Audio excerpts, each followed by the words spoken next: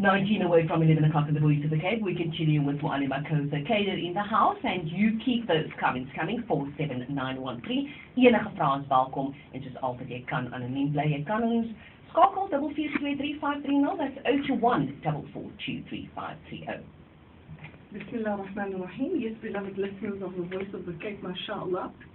When Allah subhanahu wa ta'ala says, وَبَشِّرِ الصَّابِرِينَ, it means Allah salutes the people who are patient. It means Allah subhanahu wa ta'ala has prepared for them an immense reward for all the difficulties and the traumas. And, you know, a lot of times, Sister Adila, people look at you and they say, oh, mashallah, you know, this road must have been quite smooth for you, getting to this particular point of your life. And talking about that, I'd love to hear more about your journey.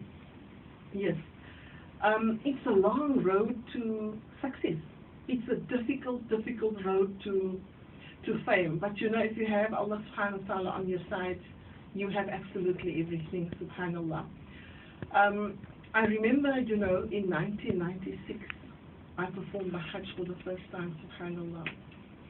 And this is the message, how Allah ta'ala works, you know, when He takes something away, He gives you something. When He takes a life, a baby is born. When He takes somebody's wealth away, He makes another person wealthy. And this is the amazing work of Allah subhanahu wa ta'ala.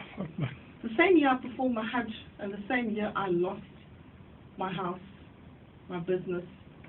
And you have a lot of fitna that you have to face of the public, you know. And it hits you to such an extent where you don't even know if you're coming or going. You get sick in the interim, you become, you know, very stressed out. You become depressed. You just become emotionally, psychologically drained. You become physically drained. You become sick, and you say to yourself, Ya Allah, but I'm doing your work, Allah. You know, why has this calamity struck me? And you say to yourself, Ya Allah, the only way out is to connect with Allah subhanahu wa ta'ala and to continue with the good. And I think this is the test from Allah. So when you have achieved a lot of things in life and you've gone through the mold, you know, you can talk and you can relate to others. And this is probably why I do a lot of humanitarian aid, not only in Cape Town, in other parts of the world, alhamdulillah. It's because of the love for humanity, the love for insan. And once you've been, you know, through all that difficulties, all that stumbling blocks, you've been through poverty, you've been through losses, you've been through ridicule, you've been through so many things in life. You say, Ya Allah, I've lost just about everything I can think of in the past. But I haven't lost my iman, I haven't lost my integrity as a believer. My dignity. My dignity. Allah subhanahu wa ta'ala just increases you through the acceptance of all that difficulties and all that traumas. Allahu Akbar. And you pay tribute at that point in time and later in your life, and probably for the rest of your life. You pay tribute to families and friends and near ones and dear ones, if I'm speaking from a personal capacity. You pay tribute to the people who were there for you. You value them more. You value them so much in your life. It's just amazing. True. And of course we built an Islamic institute, alhamdulillah, and everything comes with a price. In fact, the money is the last of the worries. It's the trauma that you have to face, you know, with the losses, with the public, the answering, the fitna, the difficulty, the losses. And I think that is a bigger price than anything else. Because even if somebody wants to send you on a love boat, you know, on a cruise for 6 months, or they want to compensate you with so much, it will never be the compensation for the sacrifices that you've made, you know, for losing your health, your wealth, your youth, and for making so many huge sacrifices for the upliftment of society and for wanting to establish Allah Ta'ala's deen.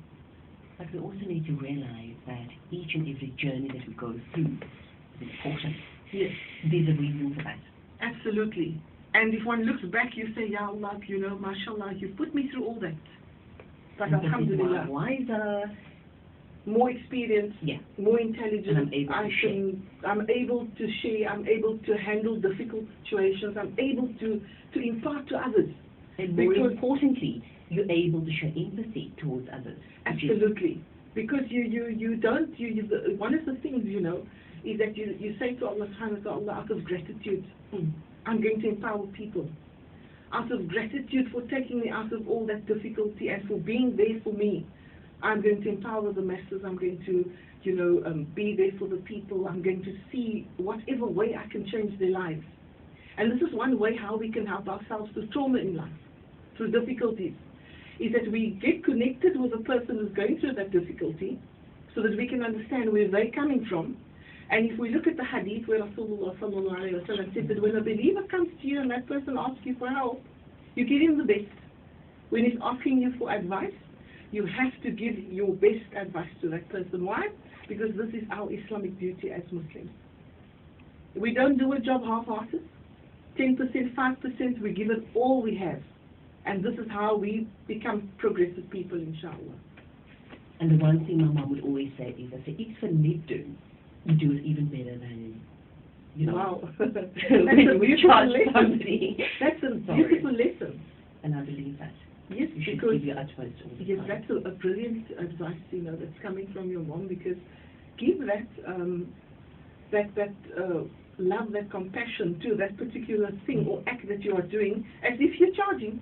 Yeah, because sometimes you witness it. You see people, because they don't charge, kind of slap, dash, wham, bam, or just get over with it, because I'm not getting paid, so what's the big deal? What's the big deal? And it's certainly not the right attitude to have. And you mentioned about your non-Muslim friend earlier on in the program that said, no, he doesn't want to be paid. That's a and I met brilliant him the very example. first time. That's the best example. Didn't know him from Adam, so. But he didn't do a half job. He didn't do a 20%.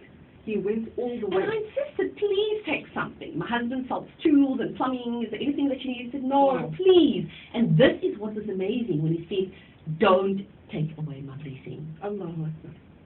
En Like we say, ons gesels nou presies. Ons gesels nou verder 10 voor 11. We'll continue in just a short